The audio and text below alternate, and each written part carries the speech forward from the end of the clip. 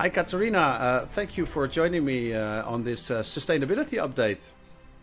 Hi, Martin. Thank you as well. I think we were looking forward to this. Yeah, for sure. You went to Davos, to the World Economic Forum, the annual World Economic Forum in January. I was wondering what your takeaways were. What did you see there? What did you hear there? Yeah, so that was actually very interesting, and it was very motivating, I would say. During that week, the World Economic Forum that is happening,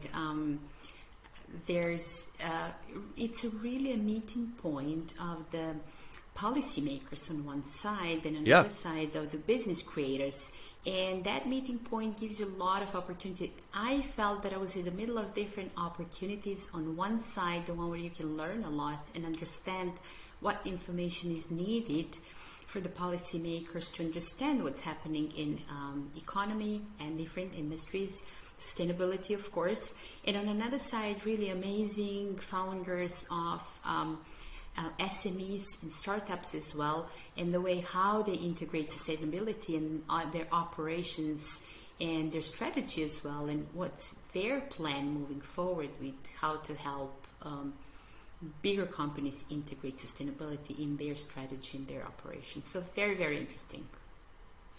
And did you go there with a pure focus on sustainability, or did you have a broader interest in the things that you were able to attend? Well, it was purely on sustainability, but also to find out about what the investors, what is the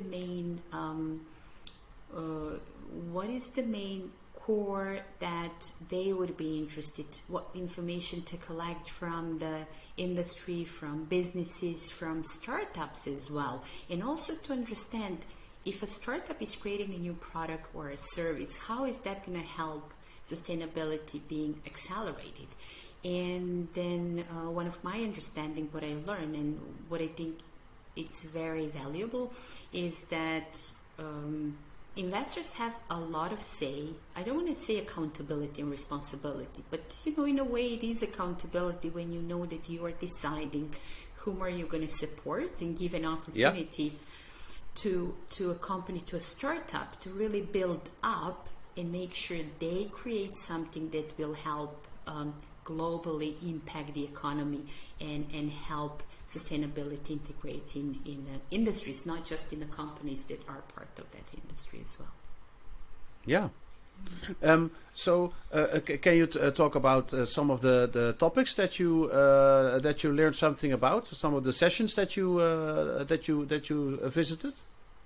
Sure, there was a lot of discussion. So on one side, as I mentioned, that was the policymakers sessions and discussions and meeting points. There's some workshops as well when talking about how do they collect the information to know what is the best practice in order to maybe adjust the policy so they can help startups and SMEs fully function in a way that they can proceed with their sustainable approaches. And then on another side, there were a lot of sessions and discussions about climate change, about reusing the waste, reducing the waste, recycling, and also what's happening all over the world, because it's impossible to us to imagine every morning when we wake up how big the garbage patch is in the middle of the ocean. We don't think about it, right? But it is happening. It's just becoming bigger and bigger, and it's impacting everybody. And so those were discussions. People came from different parts of the world, and they were sharing how climate change, how global pollution, and how overproduction impacted the regions where they live at in so many different ways, starting from agriculture, starting from new seeds that comes from different productions that are impacting the way how produce is actually made nowadays, up to transportation, supply chain, up to technology, different apps. How do we use emerging technologies to help current challenges?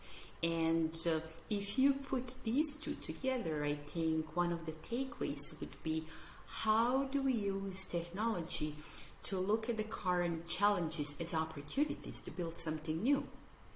And how do we introduce new projects that work on something that has not been done before, so people can actually understand what is the impact on the long term and what is the opportunity if we decide to be part of that big project. And so there were a lot of discussions about how do we help companies become sustainable and what are these challenges. And so the discussions around that were, why is it challenging for bigger companies to integrate sustainable development, and then it's easier for the small ones?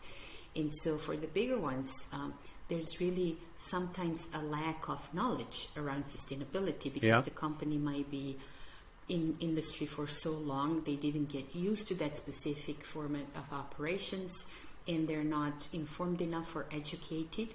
And by integrating and changing the system, we're now facing a change. And change is something that is, usually a block in front of us. Aside from that, there's that factor as well that can be costly. Yes. Right? And then some companies would decide based on their budget, should I go ahead with sustainability to change my operations, to change my stakeholders? And I'm thinking about service providers. How costly is that going to be for me? Or should I just go ahead and see what's going to happen? So, and is it then difficult for the big companies because of their size and because of the fact that they have been doing what they're doing like they have been doing it? Or is that also maybe a benefit because they are bigger, they've had more time to accumulate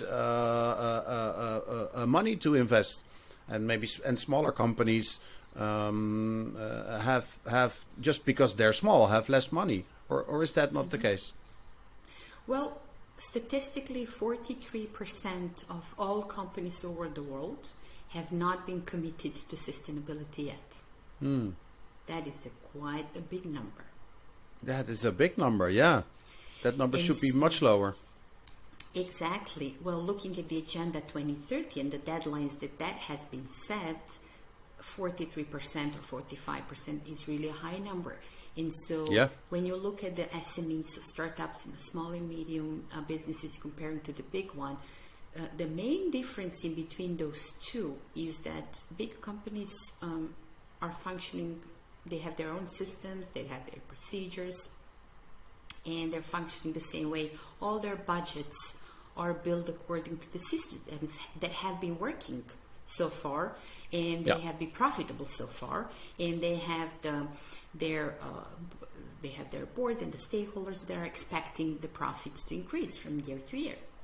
If you want to make a change, you have to do the risk mitigation and have in 1 year where your profits are not going to increase. They might even go down just because of the expenses. Yeah. But in integrating the sustainability, even in bigger organization, is actually giving them an opportunity to increase their profits, just because customers and clients, as the years are passing by, as they understand that they can choose who do they support. If a company is sustainable, then they will have more clients supporting them and actually becoming their customers. But because of the size, and you're right, it's very difficult for them to pivot. Smaller companies it's easier for them to make a change in the structure, in strategy, in operations. These are smaller groups, and it's less costly for them to make any changes comparing to the startups, where they actually have sustainability integrated in their frameworks as a core of their operation strategy, their vision, their mission. So completely different approach. And so for the startups, that doesn't cost at all, because that's a natural way how the company has started. Maybe it's a little bit too much of an assumption by me, but is it maybe also a matter of average age? That most startups are comprised of relatively young people, and these young people have been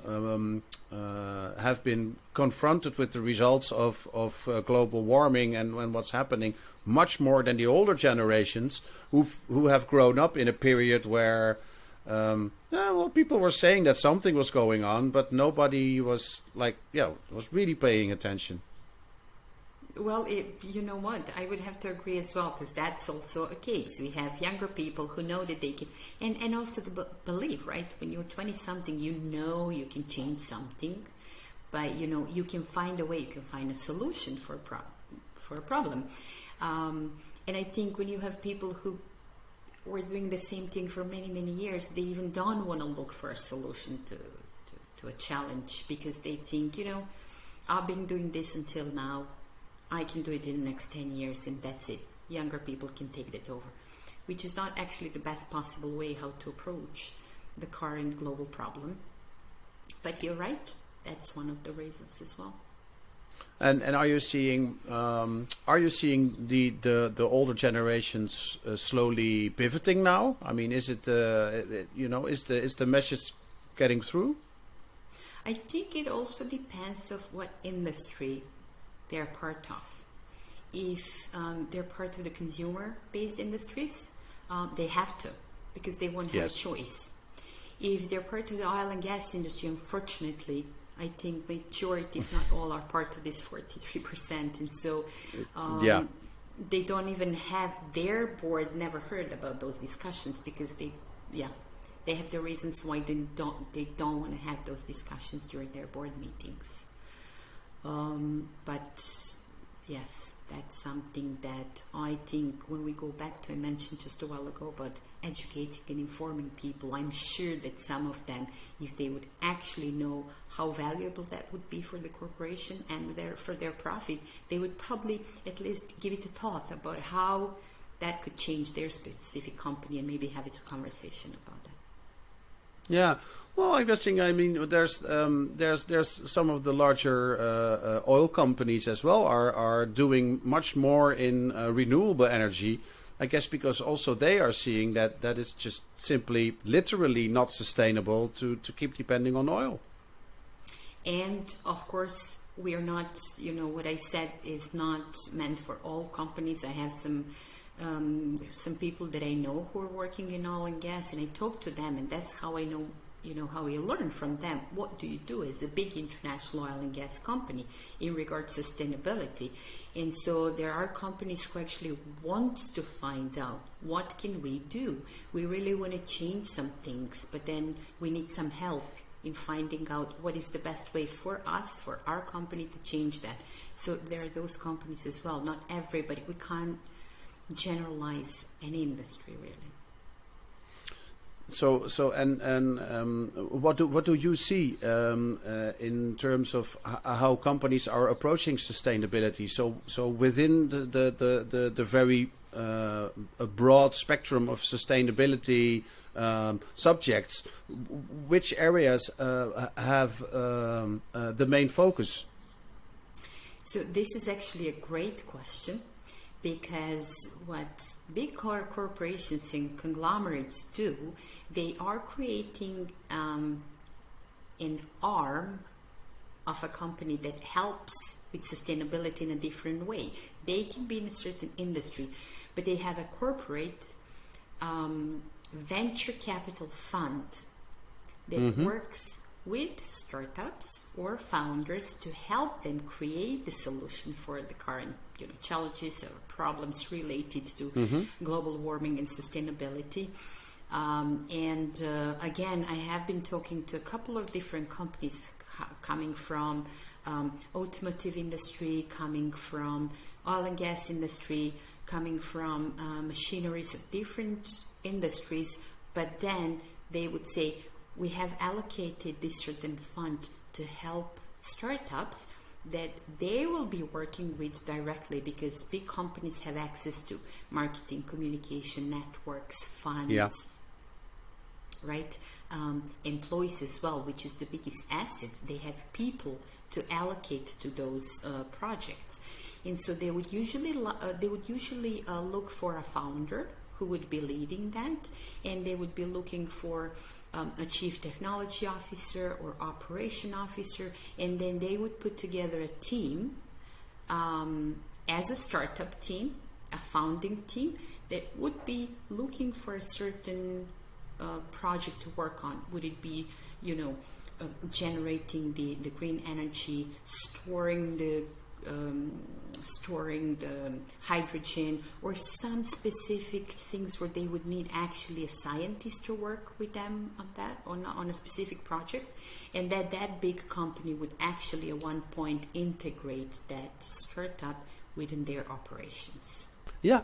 So you were talking about the larger companies that create a separate company that goes into ventures or into cooperating with startups. What are the sustainability topics that you see on the side of the smaller companies, so on the SME side or even on the startup side? So what are the things what are the themes within sustainability that they are focusing on? Well, I think for the startups and the SMEs, specifically for the startups, we have a certain amount of startups who are actually building a product to directly address sustainability and the problems. Would it be a blue economy? Would it be fintech? Would it be? And all of these are really part of the sustainability. And so they are from the beginning building a solution that other companies can use to integrate the sustainability, or maybe to make sure they have their operations are related positively to the carbon offsetting. That's also something that is that is actually increasing. You might have heard of a lot of platforms who are offering to big companies an opportunity to buy out the carbon offsetting as well. So that's something that is happening, and I have. How does that work? So how that works is you will have a platform that on one side is working with the smaller organizations, not-for-profits, agencies, or smaller companies, maybe even startups, who are actually working on the field. So, for example, if I buy, and this was something very interesting for me as well, the microplastic offsetting. So if I'm a big company that is producing plastic paper or cutlery or I don't know, plastic cups, and I actually want to integrate the sustainability, but through my op production I don't have a way how to do it because I'm actually producing waste. Then what they do is they can buy the microplastic offsetting through that platform, which is a middleman, a connection in between the manufacturer and, let's say, the agency or not-for-profit, that whose role is to clean out the ocean from the plastics and from the garbage. So they would collect that. And so this is one way how currently industry believes that this is helpful and that it will be, you know, in a way creating a positive outcome for microplastics offset. Yeah, so they contribute on the side of pollution because they produce a product that if consumers don't take care of it properly and not, you know, it can end up in our ocean, and then they use a company that takes plastic out of the ocean to take it out of the nature again, and that's what you mean with carbon offset. Okay. The microplastic, yeah, but the carbon offsetting is in a similar way. It's happening as well. No, but it's yeah, that's right. So there's so many things that they like. For example, fashion and cloth producers are one of the biggest polluters in the world, and so that is a big problem, for example, in Philippines and in Southeast Asia, because there's a lot of problem with the clothes that has been thrown away, which is creating a lot of garbage, but it's difficult to process that. Of course, you will not be able to reuse it, but if clothing can be reused, and that's something that they're looking at. So different parts of the world really have a lot of problems with a huge patches of garbage they're not being able to process properly, or it cannot be recycled, and that's the biggest problem. So now one of my favorite industries is logistics. I just love logistics. So when you look at logistics, what did you see or hear anything in Davos that was related to logistics? Yes, there was a lot of discussion about logistics as well, and related to the supply chain, and then how that can work. And so usually logistic companies would be asking, what do we do to become sustainable? And so there's a lot of things related to the transportation, the way how they the whole process of logistic process, and how they integrate different companies that they are collaborating with and working with. And so when I heard a lot of talks about the global shipping challenge, and then the supply chain challenge, and the way how we're not aware that there's a lot of different pieces. When we put them together, how much negative output that is creating. For example, the air pollution, the ocean pollution, it's affecting the environment, but it is also affecting the locations, the parts of the world where, for example, we have a lot of ports, obviously. And one of the major things is then the big container ships, and I'm thinking those ones who carry 20 to 25,000 containers. They actually would need about 10 to 12 days to wait to transport. I'm thinking about the Panama Canal. And so there was a lot of discussion about, just take an example, one ship that carries that many containers. If they have to idle and wait for about even a week in one place, how is that impacting the surrounding, the environment, and actually because they don't shut down the engines, right? I mean, I know I live in Rotterdam, and in the Rotterdam port there's a lot of ships, and they try to, as much as possible, hook them, I'm not sure about the right word, but they hook them up to power sources on shore, so they don't have to, so they can minimize the use of their diesel engines, because these engines are turning 24 hours a day. Exactly. And so when we talk about the sustainability, it's a different kind of fuel. It's a different energy that they can use. It's also a different system. Is the industry that we see now is old a couple of hundreds of years. So I think it's time for that to change. But the challenge here is that people from that specific industry are not used to thinking about, okay, what would be the best way? They don't have time to brainstorm or debate about what if we, introduce something new that has not been done ever before. How is that going to impact our industry? Is it going to change? Is it going to be, in a better way, maybe in a more beneficial way, more profitable? That is the discussion that needs to take place, really. Yeah.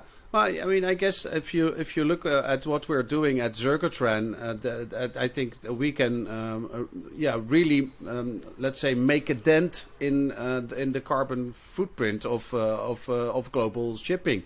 If we on one side make the time much shorter that we need to get from one side, from the Atlantic Ocean to the Pacific Ocean.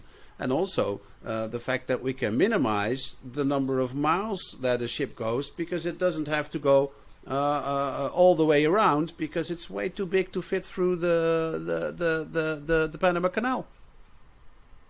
Exactly. And to add to that as well is that when you have a big project, and specifically infrastructure project related to a maritime industry, then you have, whichever location you pick all over the world, you have people who live there.